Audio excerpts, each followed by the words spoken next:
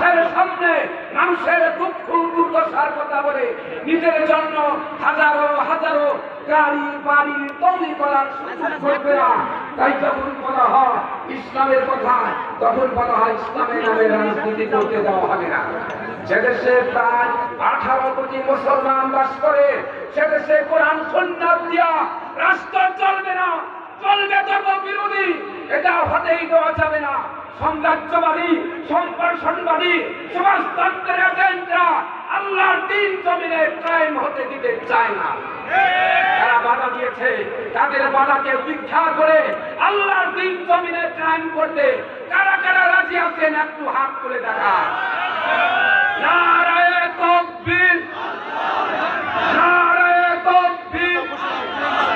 ইসলাম ছাড়া অন্য কিছু, ইসলামের শত্রুরা, ইসলামের শত্রুরা কোরআন হাদিসের আলো, কোরআন হাদিসের আলো, নারায়ে তাকবীর। আল্লাহ পাক আমাদের সকলকে কবুল করুন, জোরে বলেন আমিন। ওয়া মালাইনা ইল্লাল বালাগ। আসসালামু আলাইকুম ওয়া রাহমাতুল্লাহি ওয়া বারাকাতুহু।